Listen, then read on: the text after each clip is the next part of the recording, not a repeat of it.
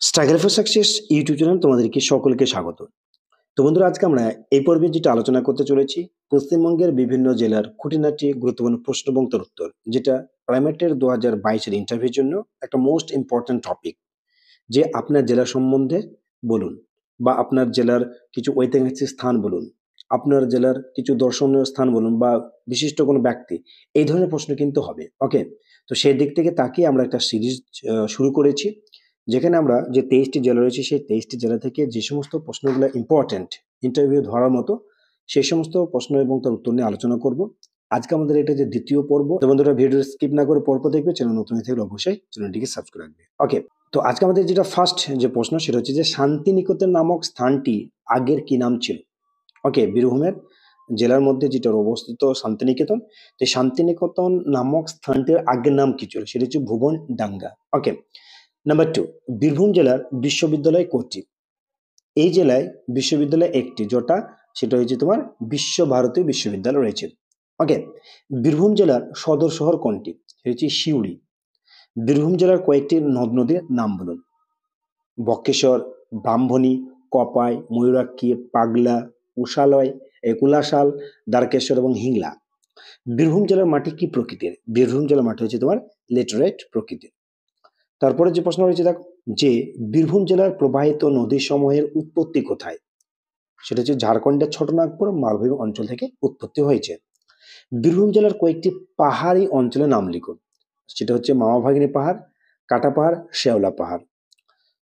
তারপরে প্রশ্ন যেটা রয়েছে যে বীরভূম জেলার উল্লেখযোগ্য পাহাড় কোনটি? সেটা হচ্ছে মামাভাগ্নি, অর্থাৎ যেটা দুবরাজপুরে অবস্থিত মামাভাগ্নি পাহাড়।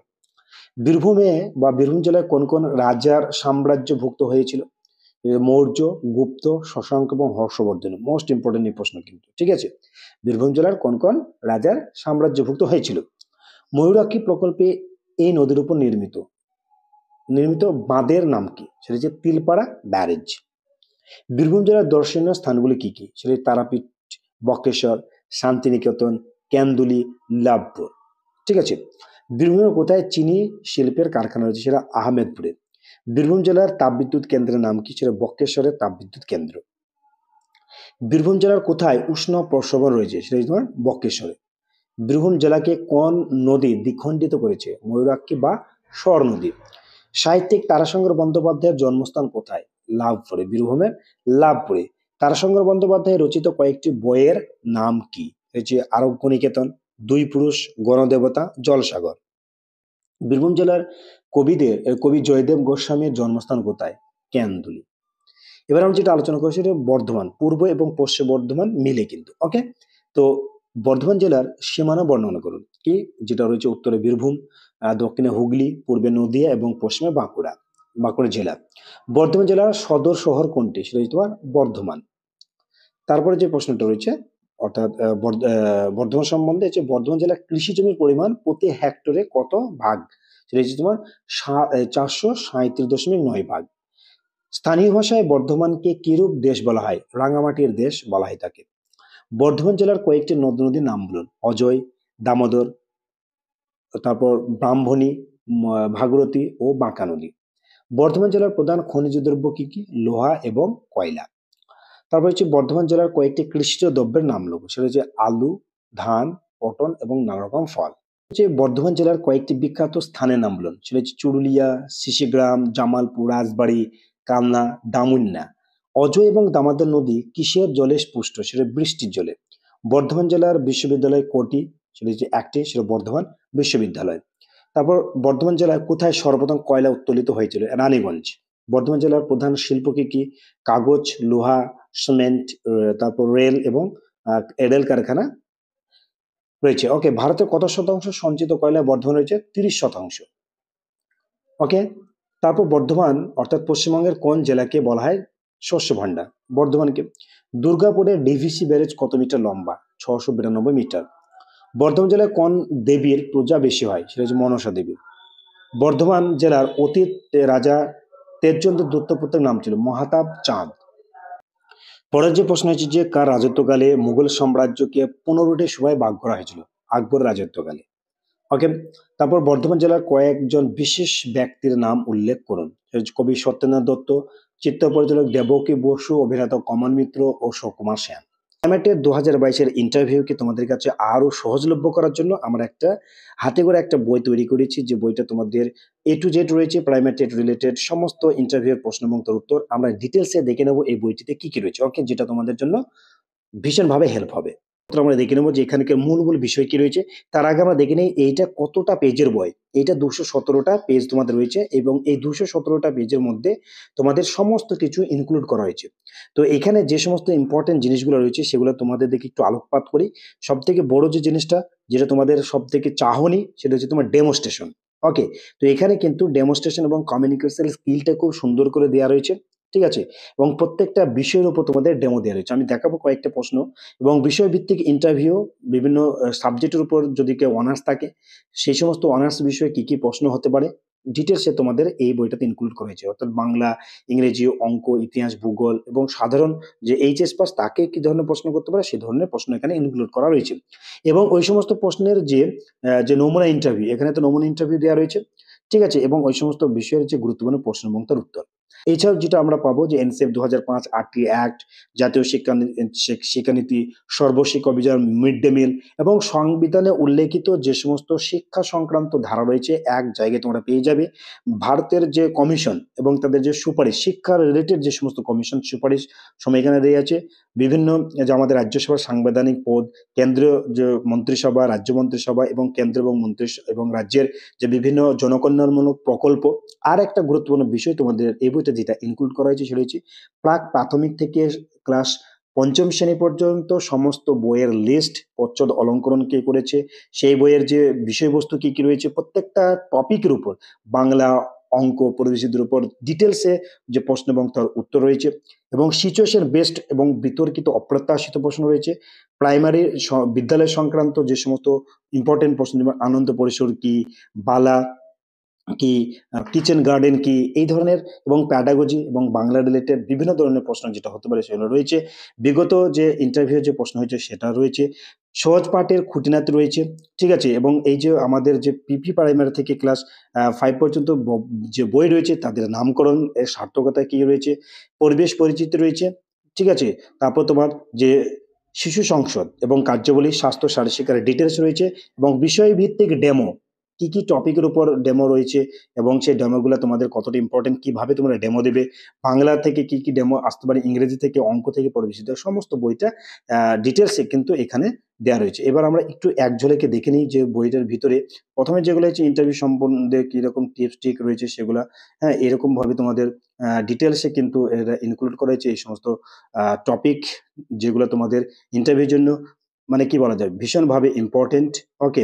এবং এইরকমভাবে দেখো তোমাদের যে ডিটেইলসে যদি বলা হয়, একটা তোমাদের প্রশ্ন নিয়ে আলোচনা করছি, দেখো যে ৫ম শ্রেণীতে একটা টপিক রয়েছে যে খোঁকার বুদ্ধি বাংলা। এই খোঁকার বুদ্ধিটা তুমি কিভাবে পড়াবে টিচারদের সামনে এবং সে পড়াতে পারে কি ধরনের প্রশ্ন হতে পারে, কিরকম বোর্ড ওয়ার্ক করবে, ডিটেইলসে কিন্তু এখানে রয়েছে। যেটা তোমাদের জন্য প্রাইমারি টিচার রিলেটেড জন্য ভীষণভাবে হেল্প হবে। এটা আর কিছু বলার কিছু নাই। তো যদি তোমরা এই বইটা নিতে চাও তাহলে স্ক্রিনে দেওয়া যে নাম্বার রয়েছে, এই নাম্বারে তোমার 249 অর্থাৎ ৳২৪৯ পে করে তার স্ক্রিনশটটি আমাদের ওই হোয়াটসঅ্যাপে পাঠিয়ে দিলেই তোমাদেরকে পিডিএফটা দেওয়া হবে। যেটা তোমাদের আর কোনো কিছু প্রবলেম হবে না। ওকে? তো এটাই ছিল বই সম্পর্কে একটা ছোট্ট রিভিউ এবং এর পিডিএফ, অর্থাৎ যদি তোমরা এর ডেমোটা নিতে চাও, আমাদের ডেসক্রিপশন বক্সে লিংক দেওয়া থাকবে, সেখান থেকে তোমরা ডাউনলোড করে মনস্থির করে তারপর নিবে। ওকে? এই মুর্শিদাবাদ থেকে যে সমস্ত প্রশ্ন ইম্পোর্টেন্ট সেটা হচ্ছে মুর্শিদাবাদ জেলার সদর শহর বহরমপুর, মুর্শিদাবাদের কয়েকটি নদীর নাম: ভাগীরথী, ময়ূরাক্ষী, দ্বারকা, পিয়ালমারা, ব্রাহ্মণী নদী। মুর্শিদাবাদের নামকরণ কিভাবে হয়েছে সেটা হচ্ছে মুর্শিদ কুলি খাঁর নাম অনুসারে মুকসুদাবাদের নাম অনুযায়ী মুর্শিদাবাদ হয়েছে। মুর্শিদাবাদ জেলার প্রধান শিল্প কি রয়েছে, সবথেকে মানে ইম্পোর্টেন্ট শিল্প হচ্ছে তোমার রেশম দাঁত এবং হাতের দাঁতের শিল্প। ঠিক আছে? এছাড়া বাঁশর এবং তাঁত বস্ত্র এখানে দেখা যায়। মুর্শিদাবাদ জেলায় ফারাক্কায় কি রয়েছে? ফারাক্কায় রয়েছে ন্যাশনাল থার্মাল পাওয়ার কর্পোরেশন। ওকে? তারপরে হচ্ছে মুর্শিদাবাদ জেলার প্রসিদ্ধ যে বাঁধ সেটা হচ্ছে ফারাক্কা বাঁধ এবং মুর্শিদাবাদ জেলায় গঙ্গা নদী বিভক্ত হয়ে কি নামে প্রবাহিত হয়েছে সেটা হচ্ছে ভাগীরথী। ওকে? মুর্শিদাবাদ জেলার কোথায় রাজা শশাঙ্কের রাজধানী ছিল, সেটা কর্ণসুবর্ণ। মুর্শিদাবাদের কোন স্থান থেকে গঙ্গার নাম পদ্মা হয়েছে, সেটা হচ্ছে ধুলিয়ান থেকে। মুর্শিদাবাদ জেলার কয়েকটি কৃষিজ ফসলের নাম বলুন, সেটা হচ্ছে ধান, গম, আখ, পাট, আম ইত্যাদি। তো মুর্শিদাবাদ জেলা কোন অঞ্চলে আমের জন্য বিখ্যাত, সেটা হচ্ছে লালগোলা এবং ভগবানগোলা। মুর্শিদাবাদ জেলার কয়েকটি বিখ্যাত স্থানের নাম, যেমন হাজারদুয়ারি, নবাবের সমাধি, গোলাপবাগ, লালবাগ, মতিঝিল, জগৎ শেঠের বাড়ি। তাছাড়া রয়েছে যে কান্দিতে ত্রিদেবীর বাড়ি, কাশিমবাজার মহারাজ মনীন্দ্রচন্দ্রের জন্মস্থান। ওকে, এছাড়া এই যে জেলার উপর দিয়ে কত নম্বর জাতীয় সড়ক গিয়েছে সেটা হচ্ছে 34 নম্বর। মুর্শিদাবাদ জেলার বিখ্যাত মসজিদটির নাম কি? কাটরা মসজিদ। মুর্শিদাবাদে হাজারদুয়ারি যে রয়েছে সে প্রাসাদের দরজা কয়টা? 1000 রয়েছে, তার মধ্যে 900টি আসল এবং 100টি নকল কিন্তু, ঠিক আছে? তারপরে হচ্ছে যে মুর্শিদাবাদ জেলা হাজারদুয়ারি কত খ্রিস্টাব্দে প্রতিষ্ঠিত হয়েছিল? 1837 খ্রিস্টাব্দে। হাজারদুয়ারি কে নির্মাণ করেছিল? নবাব নাজিম হুমায়ুন জাদ। সিরাজদৌল্লার কর্তৃক নির্মিত প্রাসাদের নাম কি? সেটা হচ্ছে হিরাঝিল প্রাসাদ ও উদ্যান। ওকে, এবার যেটা আমরা আলোচনা করব যে তোমার নদিয়া জেলা সম্পর্কে। তো নদিয়া জেলার যে সমস্ত প্রশ্নগুলো ইম্পর্টেন্ট হতে চলেছে, কি নদিয়া জেলার সদর শহর কোনটি? সেটা হচ্ছে কৃষ্ণনগর। নবদ্বীপ শহরের প্রতিষ্ঠাতা কে? রাজা লক্ষণ সেন। তা হচ্ছে নবদ্বীপ কথাটার অর্থ কি? নতুন পলিগঠিত দ্বীপ। বাংলার বিক্রমাদিত্য কাকে বলা হয়? রাজা কৃষ্ণচন্দ্র রায়কে। ইংরেজরা রাজা কৃষ্ণচন্দ্রকে কি উপাধি দিয়েছিলেন? রাজেন্দ্র বাহাদুর। নদিয়ার কোন স্থানে ইংরেজ শক্তির শাসনের সূচনা হয়েছিল? সেটা হচ্ছে পলাশীতে। নদিয়া জেলার কয়েকটি নদীর নাম বলুন। ইছামতি, চূর্ণী, জলঙ্গি, ভাগীরথী, ভৈরব এবং মাথাভাঙা। নদিয়া জেলার কয়েকটি উৎপাদিত কৃষিজ দ্রব্যের নাম। ধান, গম, আখ এবং পাট। তা হচ্ছে নদিয়া জেলার যে রাজবংশের প্রতিষ্ঠার নাম কি? ভবানন্দ মজুমদার। নদিয়া জেলার অভয়ারণ্য নামটি কি রয়েছে? সেটা হচ্ছে সুন্দর এই বেথুয়া ডোহরি অভয়ারণ্য। নদিয়া জেলায় কটি কৃষি গবেষণা কেন্দ্র রয়েছে? 4টি। লক্ষণ সেন কি উপাধি গ্রহণ করেছিলেন? পরম বৈষ্ণব। নদিয়া জেলার কয়েকটি দর্শনীয় স্থান। কৃষ্ণনগর রাজবাড়ি, নবদ্বীপের মহাপ্রভু শ্রী চৈতন্যদেবের জন্মস্থান, কবি কীর্তিবাস ওঝার জন্মস্থান ফুলিয়া, মায়াপুরে ইস্কন মন্দির, রাসযাত্রা শান্তিপুর। নদিয়া জেলায় প্রচন্ড গ্রীষ্মে প্রচন্ড গরম অনুভব হয় কেন? তার কারণ এই জেলার উপর দিয়ে কর্কট ক্রান্তি গিয়েছে, অর্থাৎ কর্কট ক্রান্তি রেখার উপর অবস্থিত। মোস্ট ইম্পর্টেন্ট এটা ভৌগোলিক থেকে। ওকে, নদিয়া জেলার প্রধান শিল্পগুলির নাম কি রয়েছে? তাঁত শিল্প, মৃৎশিল্প, ঔষধ ও রাসায়নিক সামগ্রী, অ্যালকোহল। চৈতন্যদেব কত খ্রিস্টাব্দে জন্মগ্রহণ করেছিলেন? পঞ্চদশ শতকে, অর্থাৎ কত শতাব্দীতে? পঞ্চদশ শতাব্দীতে। কত খ্রিস্টাব্দে রাজা কৃষ্ণচন্দ্রের মৃত্যু হয়? 1782 খ্রিস্টাব্দে। ওকে, তো এটাই ছিল আজকে আমাদের যে 4টি জেলা সম্পর্কিত ছোটখাটো প্রশ্নমন্ত্রের উত্তর, এবং আমরা প্রত্যেকটা জেলা সম্বন্ধেই কিন্তু আমরা তোমাদের প্রশ্ন দিতে থাকবো। অতএব তোমরা আমাদের এই চ্যানেলটিকে সাবস্ক্রাইব রাখবে, নোটিফিকেশন পাওয়ার জন্য বেল আইকনটা অবশ্যই অন করে রাখবে। ভালো থাকবে, সুস্থ থাকবে।